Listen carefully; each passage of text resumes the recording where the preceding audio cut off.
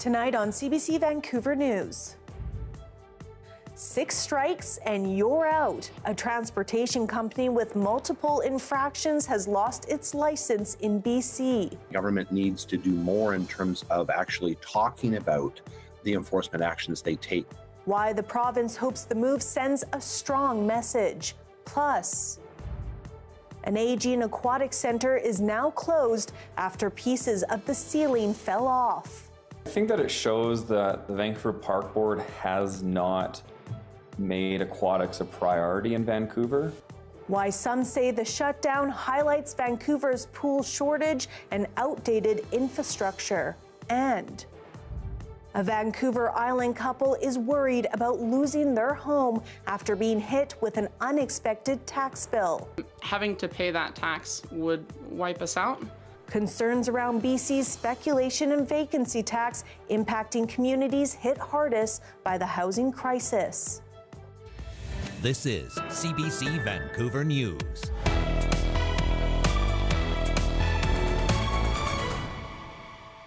Hello, I'm Janella Hamilton. Thanks for joining us. BC's trucking watchdog has slammed the brakes on a company involved in 6 overpass strikes in the last 3 years. The Transportation Ministry's Commercial Vehicle Safety and Enforcement Branch has canceled the license for Chohan Freight Forwarders. That means the company can't operate in this province anymore. As Liam Britton reports, the company is expressing dismay, but the wider industry is saying it's about time. Now, you might say this is the road to ruin, Highway 1 approaching 264th Street in Langley. Now, the province says drivers with Chohan have twice struck this overpass. They've also been wrapped for hitting this one, 192nd Street, just up the highway. And twice more into this one, 112th Street at Highway 99 in Delta. And this one here on Chilliwack's number 3 road. Of 34 overpass strikes since late 2021, Chohan has been implicated in 6. And now, like a number of oversized truckloads, official patience has hit a wall. Chohan's license has been canceled after being suspended in December. Minister Rob Fleming wasn't made available for an interview, but in a statement, he said the company had to be taken off the road in the interest of safety. He said the decision from the Independent Safety and Enforcement Branch sends a clear message to operators that infrastructure crashes around our province need to stop. The company issued a statement of its own, saying it disagrees with today's action, has cooperated with investigators, and is improving its processes. It's blaming the latest December 28th crash on a single person's actions, saying the incident was the result of a terrible decision by one independent owner-operator who has taken full responsibility, not a failing by the company, and the company's customers and drivers should not bear the consequences as a result. And we will continue to take steps to challenge this action on behalf of our drivers and their families. Dave Earle with the BC Trucking Association hopes this will send a message to problem operators loud and clear. What we've been saying for a long time is that government needs to do more in terms of actually talking about the enforcement actions they take and publicizing the enforcement actions they take. He and the minister both emphasized the overall safety of the vast majority of drivers on the road. The province has slammed poor drivers for costly overpass damage and snarled traffic. It stiffened penalties for unsafe drivers and companies who hire them. And after it was revealed Chohan's Alberta arm was still able to operate in BC because it's regulated in another province, Fleming called on the feds to unify truck enforcement rules to close what he calls a gap. His counterpart in Ottawa says he's looking forward to discussing the issue. Chohan has sued the province over its license suspension. The Premier couldn't help but sideswipe that effort. My only hope is that on the way to court, they don't run into a bridge. I encourage them to take the bus or some other form of public transit on the way to the courthouse. Earle says the company does have appeal avenues, up to a judicial review. Liam Britton, CBC News, Vancouver. 2 sections of the Aegean Vancouver Aquatic Center are now closed after a piece of concrete fell from the ceiling. As Karen Larson reports, this comes almost 2 years after the collapse of an exterior wall at that same public pool. At the 50-year-old Vancouver Aquatic Center in the city's West End, there are closed signs up for 2 sections of the pool, meaning decreased access for patrons at the busy facility. The city says it's because a piece of concrete fell from the ceiling a few days ago during work on the exterior of the building. As well, a contractor discovered 6 acoustic ceiling panels had come loose. In a statement, the city said beside closing parts of the pool where outside maintenance work is taking place, other precautions have been taken, including installing netting to catch any potential falling debris. Swimming advocates say what's happening at the Aquatic Centre highlights the even bigger problem of aging infrastructure and a citywide pool shortage. It's unfortunate that we're in a state where when the pool does break down, it affects so many groups and so many people because there's just not a lot of other options in the city.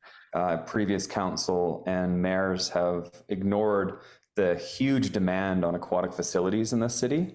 And this is especially worrying since swimming is a basic skill that people who live in a city surrounded by rivers and oceans should really have.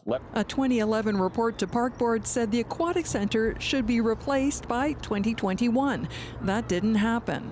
A different report in 2019 said the facility was at the end of its life and seismically problematic. In 2022, an outside wall above the front doors came crashing down. Luckily, it happened at night when the pool was closed. The Aquatic Centre is just one of the many city pools showing its age. On Thursday, 50-year-old Templeton Pool in East Vancouver suddenly shut down after the filter broke.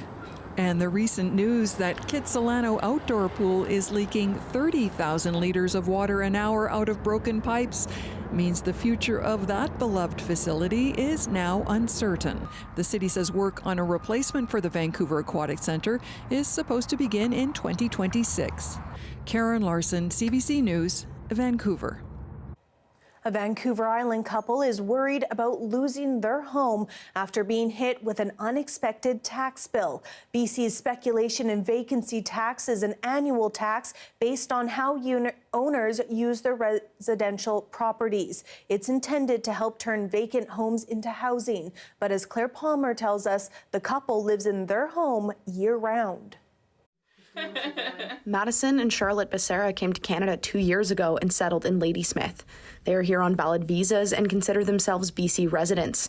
Yet, they're being asked to foot a $13,000 vacancy tax bill on their home. We live in it year-round. It's not vacant.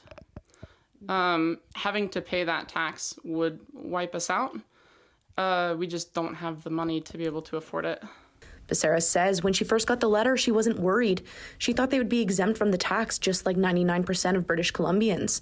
But when she went online, she found out as non-permanent residents, they don't qualify for an exemption, putting the Becerras in a precarious position.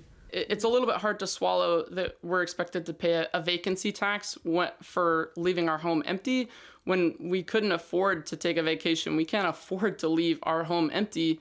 We've stayed here every night since we bought the home. Like, we couldn't afford to leave if we wanted to. The Becerras say returning to the U.S. simply isn't an option after coming to Canada due to discrimination as an LGBT couple. For now, the tax bill is due on July 1st, and the province says if they don't pay up, they'll put a lien on their home. Our whole life is on Vancouver Island, and everything that we have is here. If we're driven out of here for this tax, we won't really have anything. We'll have to start fresh. In a statement, the province says that while the tax applies to vacant homes, the tax also applies to foreign owners who do not pay their share of taxes. Anyone who feels like the tax has been applied incorrectly is welcome to appeal within 90 days. The Becerras are pursuing that now, but are told it's unlikely to succeed. Permanent residency is also an option they're considering. According to the ministry, since 2018, the tax has raised more than $394 million. Claire Palmer, CBC News, Ladysmith. The BC government and the city of Kelowna have unveiled a tiny homes project for unhoused people. It all came together in just 4 months. And as Tom Popick reports, it's welcome news for hopeful recipients who have been waiting for housing for much longer than that. Here at the Kelowna Rail Trail Homeless Tent Camp, I miss them a lot. This winter's been harsh for Genevieve Begbie. Her partner Norm died in a tent here late last year. And he was really loved down here, and I really miss him a lot. And I really wish that, stuff like this doesn't happen to people. He gave up. He literally gave up. And I kept telling him every day, don't give up.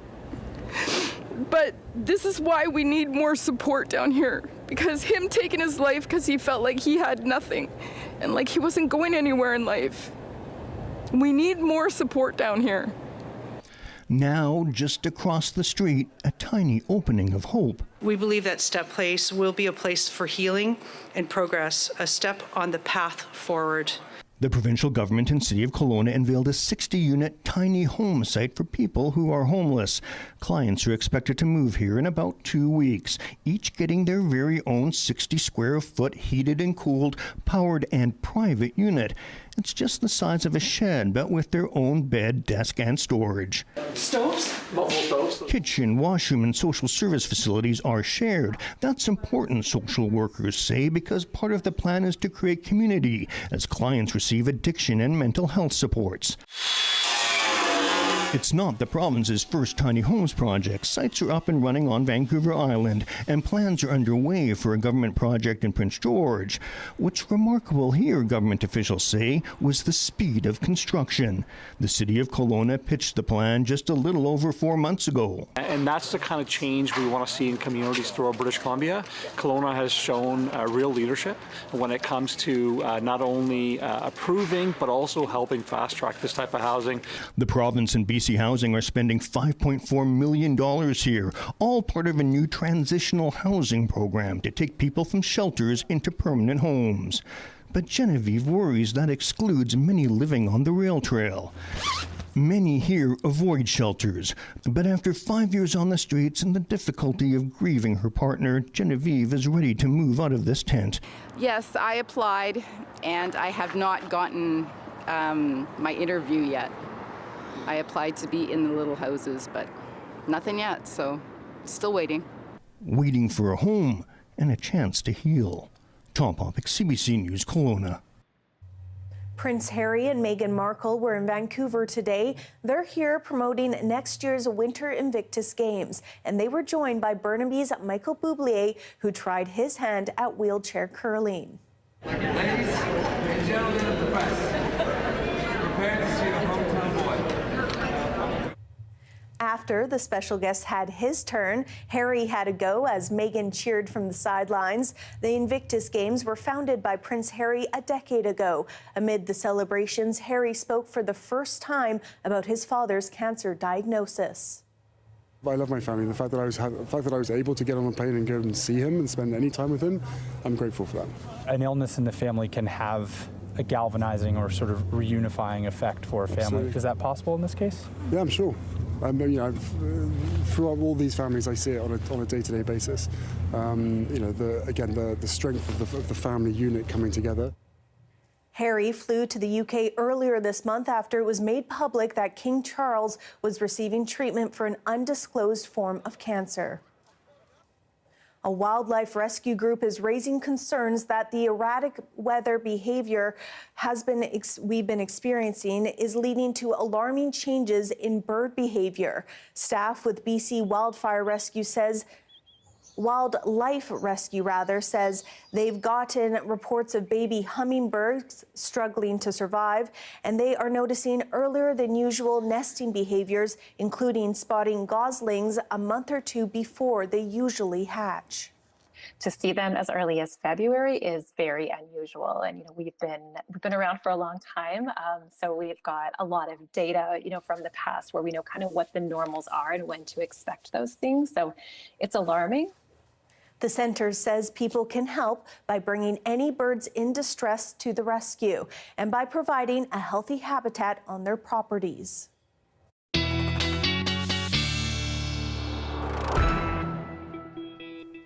Victor Palo joins us now with a look at our forecast. Hello, Victor. Happy Friday, Janella. I hope you're having yourself a lovely day. I hope we have some great weather in store for the weekend. Well, it's a bit of a mixed bag, Janella, and I'm going to try my best to make sure you're going to be happy with it. Now, we do have some increased cloudiness the more we get closer to the overnight, and that increased cloudiness is going to be a result of more rain in the later half of Saturday. Now, we do have warmer days ahead, double-digit digit highs consistently once we start next week.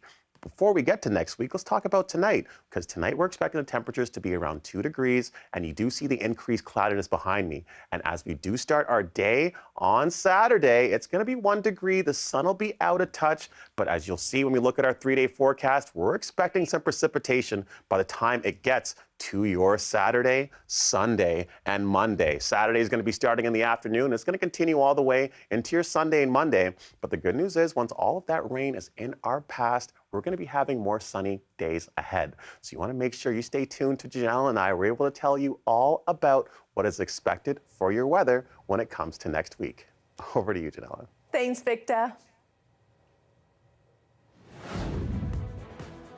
Forget Tinder. After the break, we speak to a Vancouver Island couple who fell in love while volunteering with Habitat for Humanity, tying the knot at the very same place. Stay with us.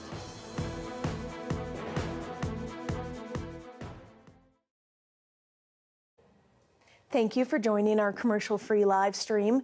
Do you have plans for the long weekend? Well, if you don't, no worries. Our Lisa Christensen has you covered.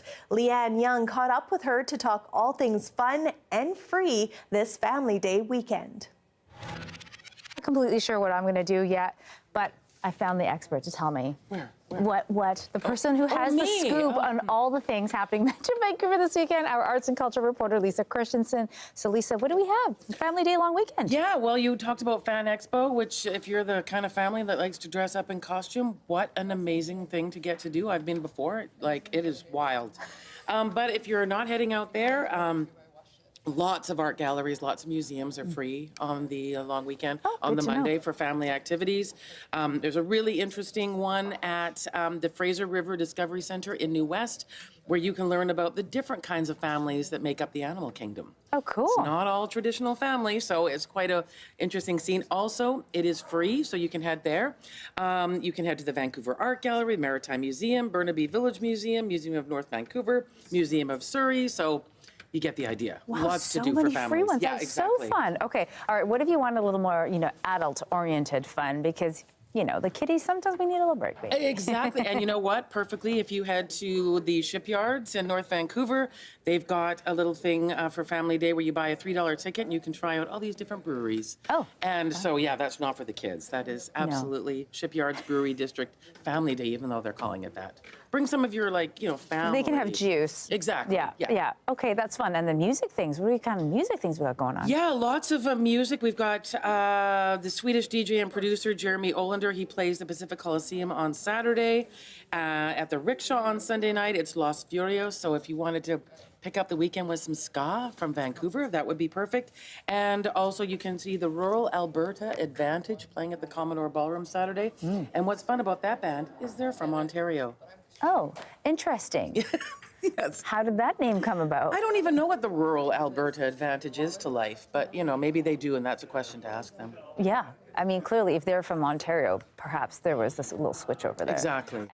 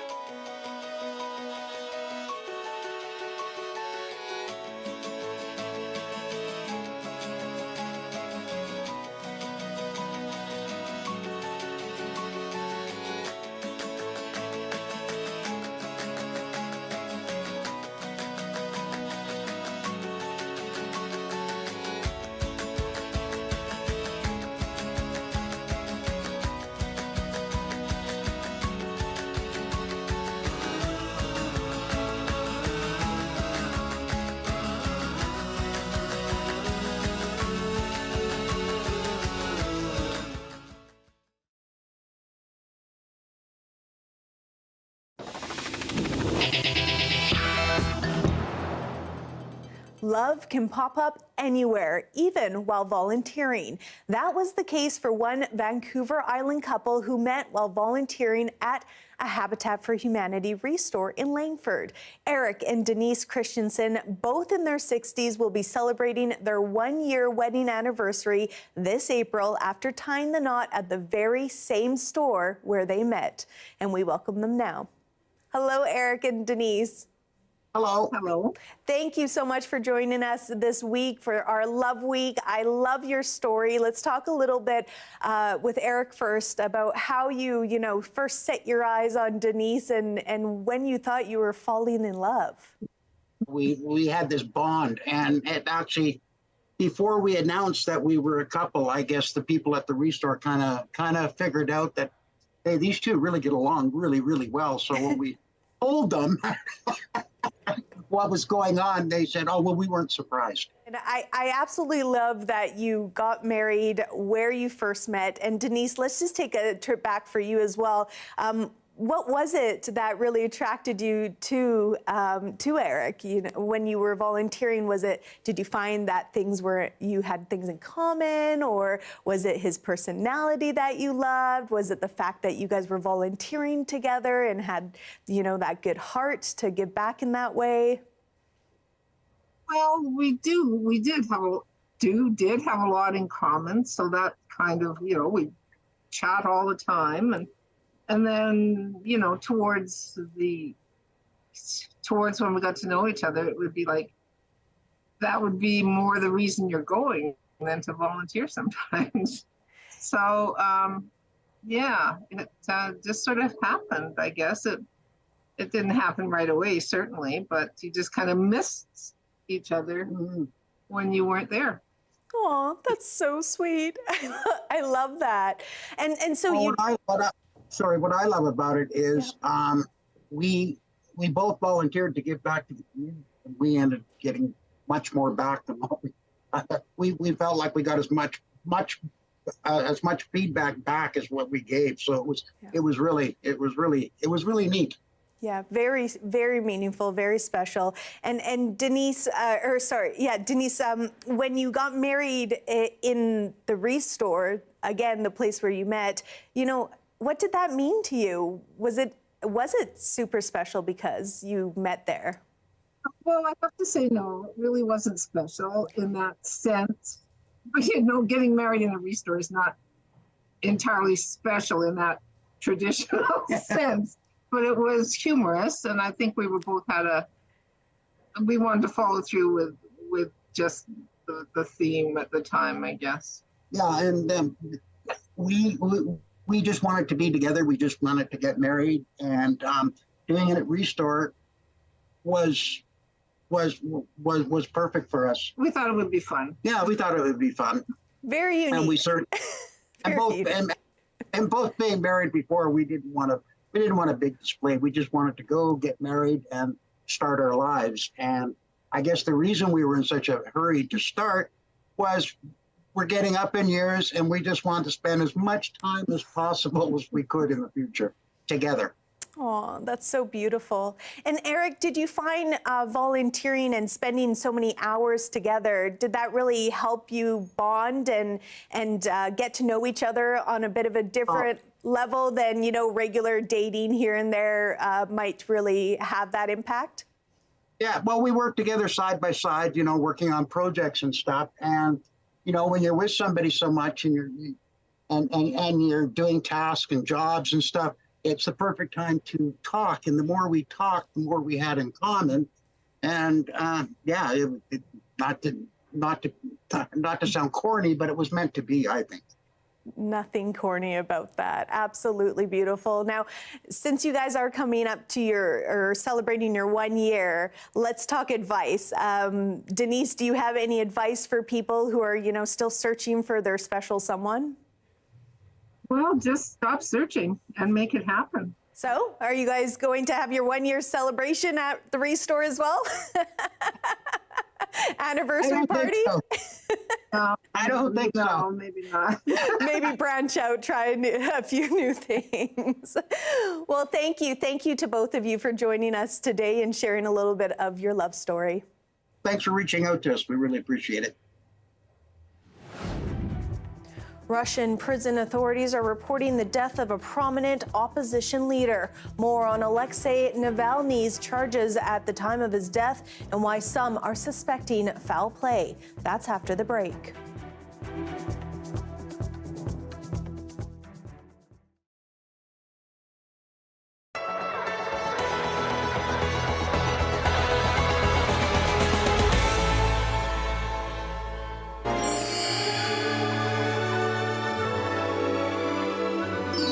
I'm Trish, and we have been friends for 34 and a half years. She did the math. I'm Trisha, and I've been her friend for 34 and a half years. I feel like I have to tell this story. We moved to Edmonton when I was in grade 9, which is the worst year ever to move cities. So I ended up in this school where I knew nobody. Walked into class for the first day. I was not dressed like the other kids totally, and I heard little comments. I felt very insecure, super vulnerable. Thank goodness we had phys ed the first day of school, and I went to class, and I was sitting in the gym by myself, and the teacher was taking attendance, and it got to my name, Trisha Bartel, and she carried through, and then we had to pick teams for something like that, and Trish ran up to me and she's like, "Your name's Trish, mine is too. You want to be friends?" And I'm like, "Yes, I want to be friends." There's a few different weird things with us. Yeah. We're both married to David's. We got married 3 weeks apart. Her 2 middle kids and my kids are both a month apart. My middle name is Lee, her middle name is Leanne. Even my last name, like my maiden name's Bartel, hers is Hadrell. It's weird. Yeah. Yeah, we were meant to be friends.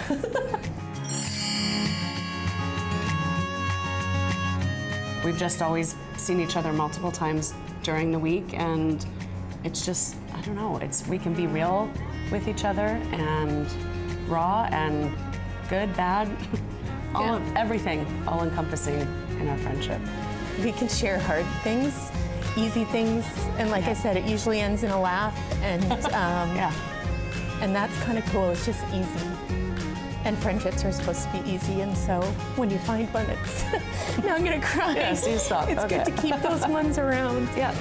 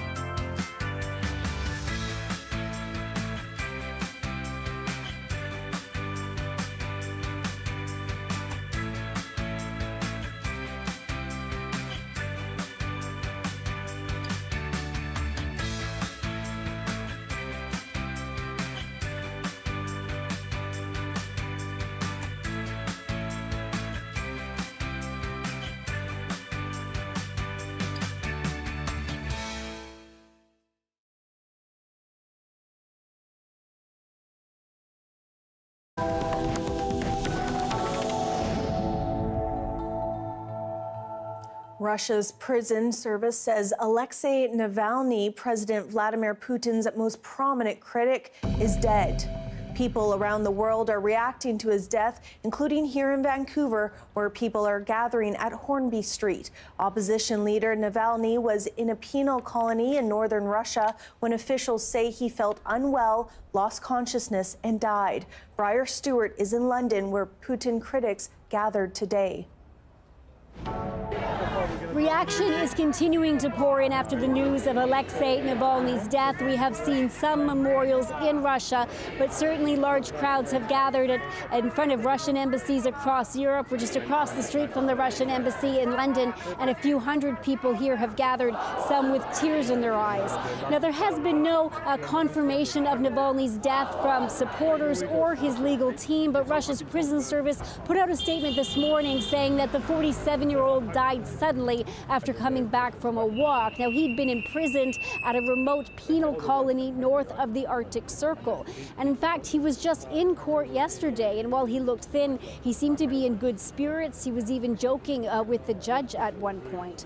Navalny has been in prison in Russia since 2021. He returned to the country after being in Germany getting medical treatment after being poisoned with a banned nerve agent. His wife, Yulia Navalny, was in Munich today. She was meeting with world leaders, and when she heard the news, she said she had to decide whether or not to go back home and be with her 2 children or whether to stay there. And she thought that what Navalny would have wanted her to do was to stay there and send a powerful message. Но если это правда, я хочу, чтобы Путин, все его окружение, путинские друзья, его правительство знали, что они понесут за то, что они сделали с нашей страной, с моей семьей и с моим мужем ответственность. Now, Russia's President Vladimir Putin hasn't commented on Navalny's death, even though he was out today touring a factory in Russia and speaking to the media. Putin will very likely be elected again next month in Russia. In fact, it's really a certainty because there aren't free or fair elections in Russia. And now you have the man who was the most prominent member of the opposition dead. And there are a lot of questions about just what happens to the opposition movement from here. I mean, the opposition movement lives in the access to the real information.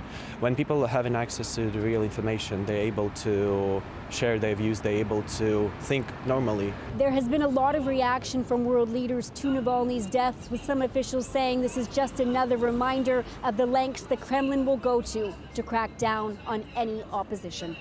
Briar Stewart, CBC News, London.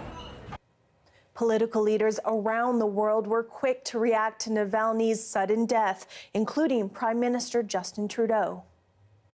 Alexei Navalny had been an extraordinary fighter for human rights, for democracy, and someone who was standing up for the Russian people, standing up with extraordinary courage for a better future for Russia and for Russians.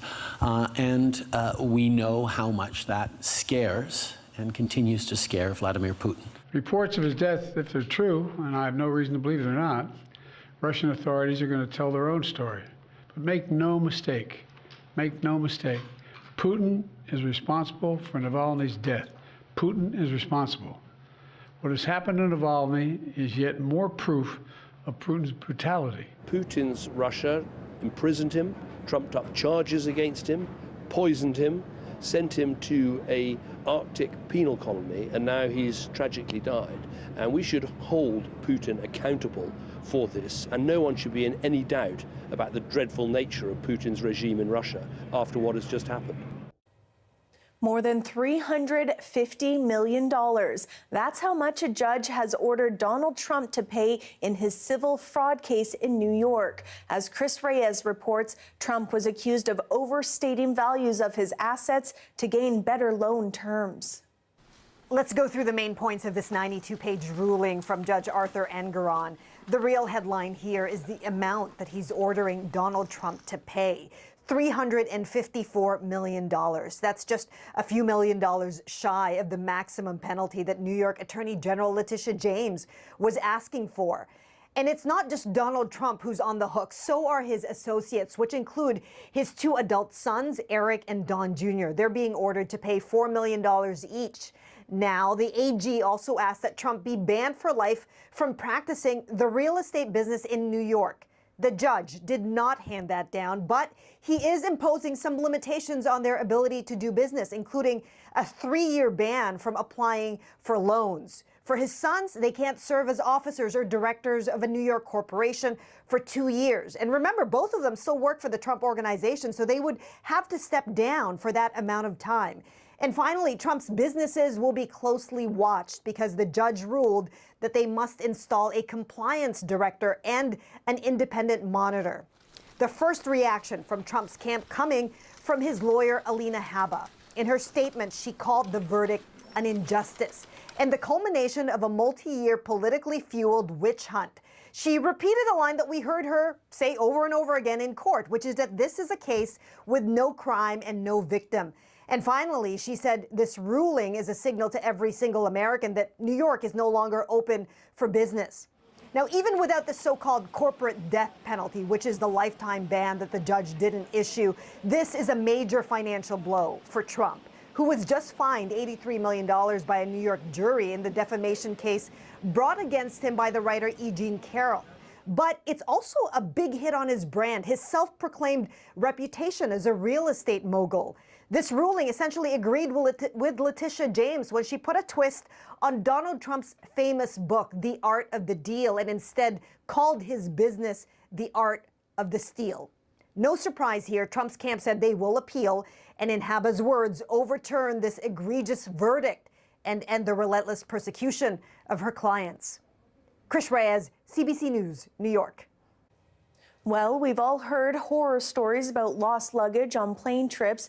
Usually, though, it's the entire bag that disappears. But as Thomas Diagle tells us, travelers on a recent Sunwing flight had a different experience, valuables taken out of their bags. And this was a great day. Lisa and Dave Parsons returned from their son's wedding in Jamaica with plenty of good memories. Amazing, amazing. And one nasty surprise. Locks were cut, luggage was open, luggage was a mess. Everybody was frantic. About 40 family and friends made the trip from Toronto Pearson International Airport, spending the week soaking up the sun at this 5-star resort on Jamaica's north coast. So many places to choose from. All of it booked through Sunwing, a dream vacation to be sure, until several travelers got home to find their luggage cut or damaged, with thousands of dollars worth of electronics, watches, and perfumes missing. It was very visual to everyone, the luggage at the resort, so we know that it wasn't tampered with it. That could have only happened, they say, at the airport in Montego Bay. Using a locator app, the Parsons found their lost earphones still pinging from a neighborhood in that city. We asked the airport who hires the baggage handlers. They told us the airlines do. Sunwing is who we paid our money to, so I feel they're the ones that need to step up to the plate. Brian Williams was also on that trip. I think the principle of them going through your stuff where you think it's safe, when you feel like they've basically violated you. This travelers' rights advocate says Canadians are entitled to compensation in the event of such thefts, but just how often passengers are robbed is hard to tell. One thing that CAA has actually been calling for years now is more publicly available data. What we'd really like to see is how many claims are going into the airlines. After CBC News reached out to Sunwing, the company told the travelers the incident is being investigated by Jamaican police. The airport told us, as far as they know, thefts don't happen often. Thomas Diagle, CBC News, Toronto.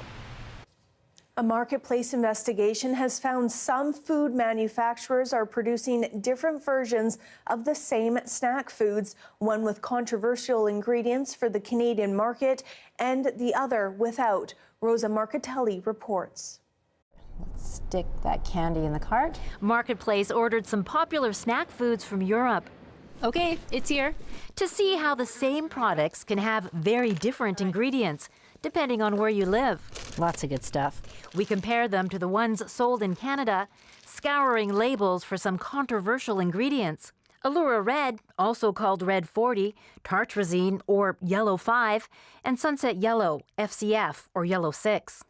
These synthetic food dyes can cause or exacerbate neurobehavioral problems in some kids. So what that means is that they can cause things like inattention, hyperactivity, sleeplessness, restlessness, irritability, these sorts of things.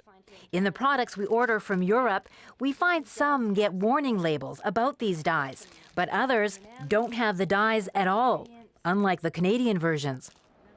Then there's another additive used to make food look brighter, titanium dioxide. It's not in these foods from Europe. It's banned there over concerns it could cause damage to DNA. The fact that it has this potential to damage the DNA material is not something that we should intentionally add to food. But here it is in the Canadian versions. We take that to parents. It's shocking because obviously these companies, parent companies, are global. Why are they producing on purpose two different sets of products? We're no different than people in Europe, so why is it that we have different content of the products? I think it's a great question for Health Canada. Health Canada tells us they've reviewed these additives and found no conclusive scientific evidence that they're concerned for human health. Marketplace asked the companies behind the snacks why they make different versions of the same products, given the controversy about the additives. The companies tell us their products are safe and follow all government regulations. Rosa Marcatelli, CBC News, Toronto. While some think they're gross, banana slugs are crucial to BC's forest health. After the break, more on what they eat, why they're so slimy, and how they survive year-round. Stay with us.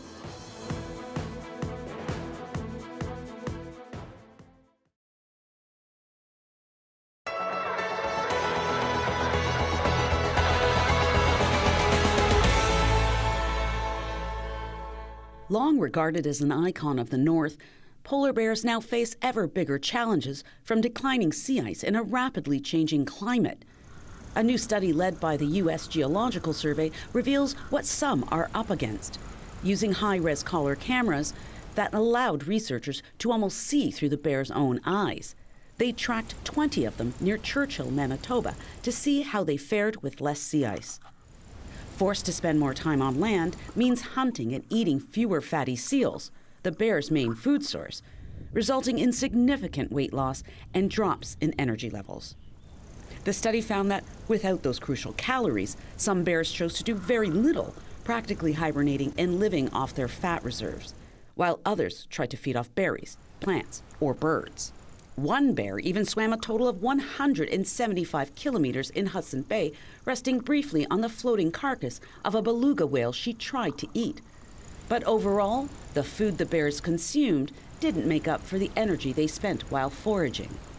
I think what our study was really getting at was what are the limitations to polar bears' ability to adapt. And I think that's what we found was that they had all of these different behaviors and a lot of energetic strategies, and none of that was able to prevent weight loss. So, that just suggests they do have some limitations. Researchers determined that some bears had enough fat reserves to survive until the end of November, when the sea ice begins to reform in Hudson Bay. But some might not make it that long. The bears are doing what they've always done, whatever bag of tricks they've had, and they've been using them for probably thousands and thousands of years. It's not going to be enough. While not all polar bear populations face the same threats, all are classified as a species of special concern in Canada, mainly due to the loss of sea ice. The question that remains is, will this highly resilient species be able to further adapt to the rapidly changing Arctic environment? Nicole Mortellero, CBC News, Toronto.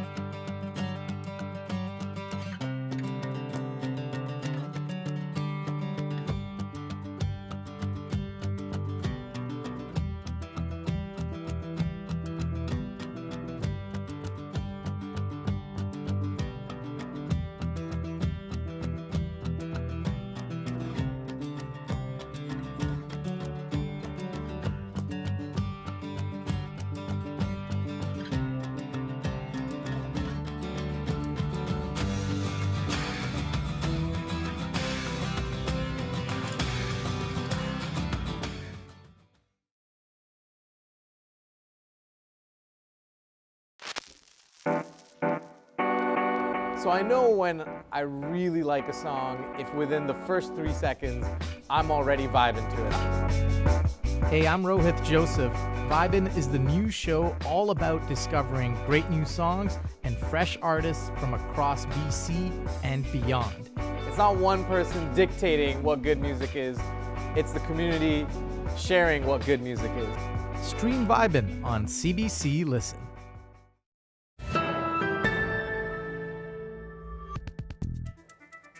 BC's temperate rainforest is home to many giants, giant trees, giant ferns, and giant slugs.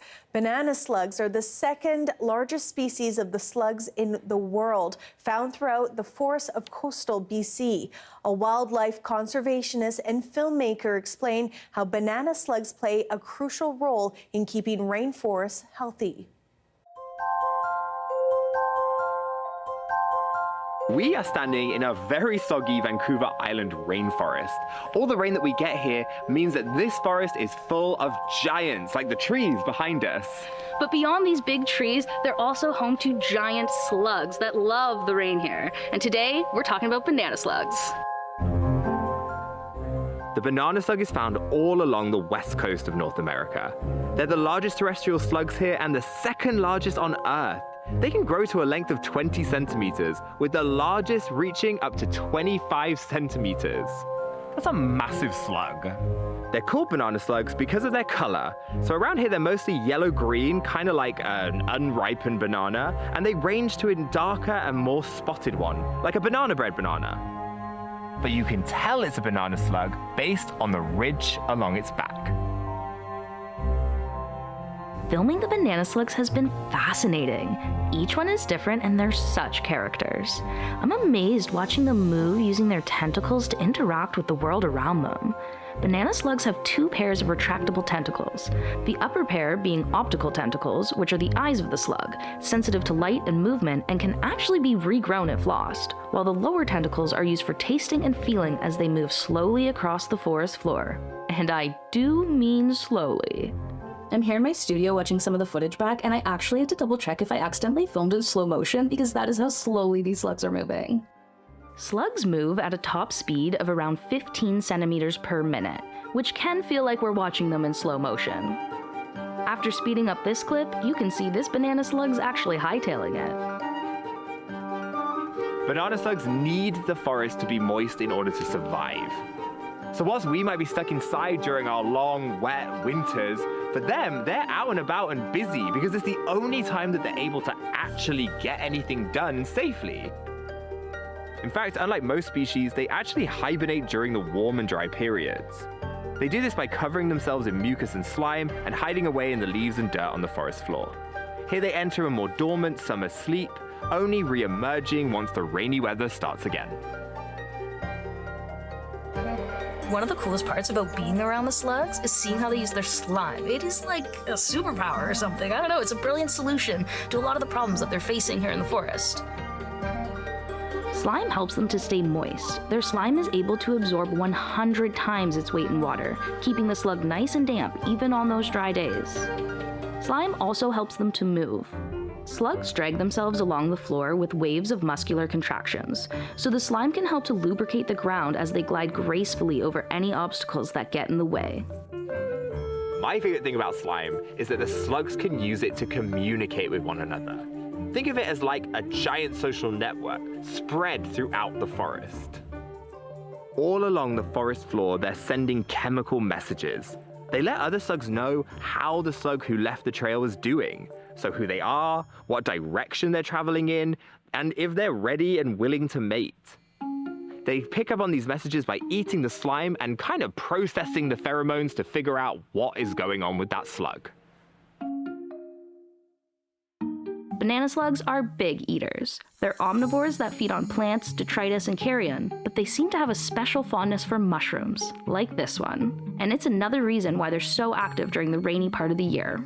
You can see the mushrooms already broken down around the base of the tree, making it the perfect meal for this banana slug. Feeding is done through their specialized tongue called a radula. This tongue is equipped with over 20,000 teeth that the slugs then use to shred their food. They feed ravenously and will pretty much chomp down on anything they can find.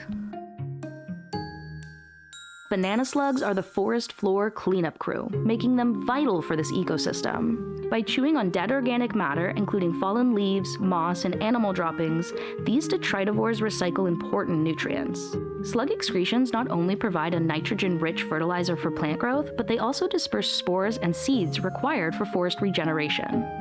Banana slugs help to break down those fallen leaves each autumn, making way for new growth in the understory in spring. Our forest just wouldn't look the same without the amazing banana slug. I still get so excited when I see them here because they're such a great indicator in the temperate rainforest. Yeah, and while they may not be the most glamorous, it's worth the time to take a closer look. They're very charismatic and incredible creatures, and they deserve more positive attention. Agreed.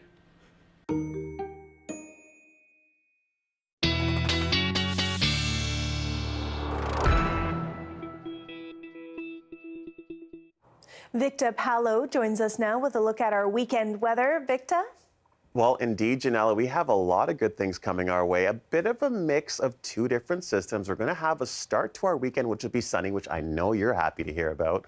But as we get closer later on into the second half of the weekend, well, this is where the precipitation comes. Now, let me just take a quick step to the side and we'll do a little play-by-play of how it's all going to unfold. Now, this is the time our show started at 6 with our host, Janelle, of course, as we all know.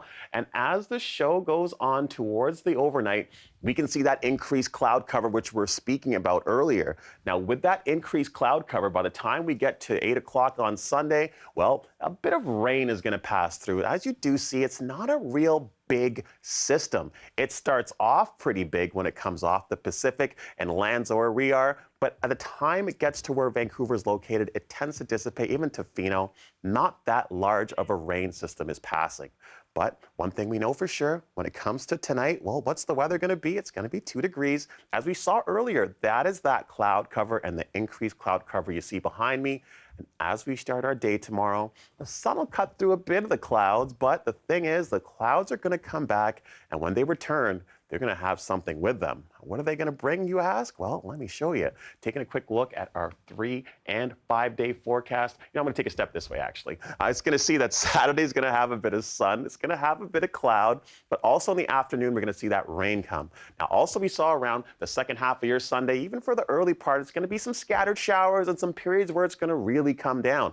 Now, Monday's a day as well. We're going to be expecting some rain, but as you look at your Tuesday, your Wednesday, your Thursday, and Friday, look at those double digits and look at that sun. Just for you, Janelle, I dialed it up. Hope you all have yourselves a lovely weekend, Vancouver, and we'll talk soon. Love seeing those double digits. Thank you so much, Victor.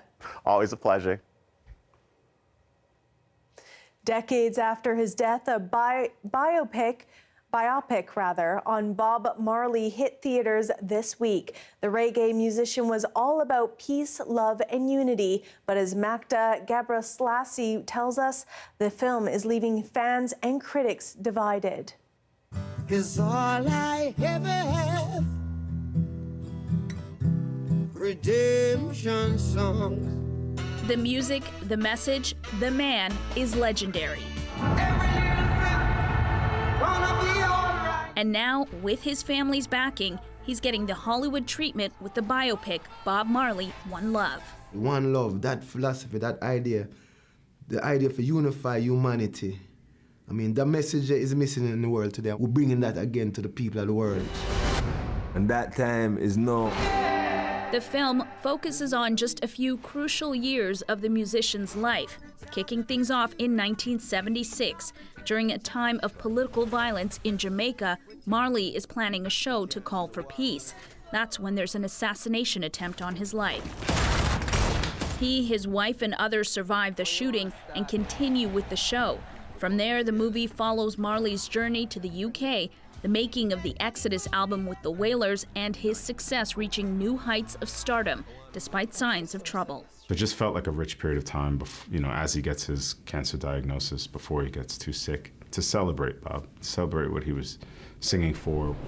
Fans of Marley and the reggae scene as a whole say it's about time there was a biopic. There's a source of pride, in many things. And a Jamaican boy doing what he did, a Rasta man doing what he did. While he has high hopes for the film, many critics aren't feeling it. Reviewers say the movie is stunted, watered down, and anything but revolutionary. But giving the film a warmer reception are moviegoers that got an early look. The film was phenomenal. I feel like this movie kind of brought, his soul and what his purpose was. Spreading that original message of love and peace. Magda Gebrselassie, CBC News, Toronto. After months of preparation, the first 24-hour veterinary clinic in Kamloops is finally complete. We get a look around and hear more about the impact after the break.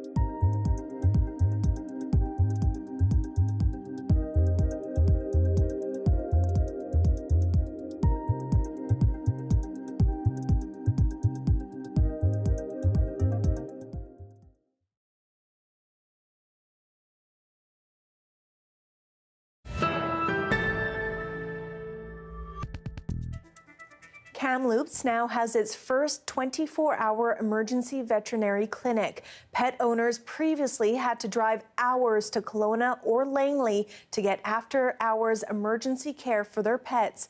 Now, Phases Veterinary Emergency Hospital is finally open. Take a look. We are currently standing in the entranceway into the new Phases Veterinary Emergency Hospital. This hospital here is going to increase the accessibility to emergency services for Kamloops citizens and the surrounding municipalities. Honestly, the burnout is real.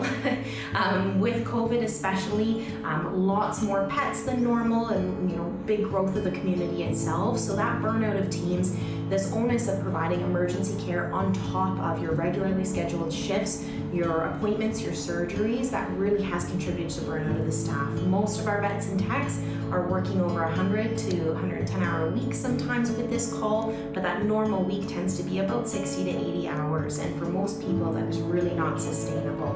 So this emergency hospital really will help with that for our teams as well. This is one of my very favorite aspects of reception here. So we have our kids' bookshelves and we have our leash up stations here. So I found a lot of the times in first opinion care, we do have families coming in, but a lot of the times they'll arrange to maybe leave their kids at home because they have that forewarning of 3 weeks to plan. Emergency visit, not so much. You're bringing your whole family with you.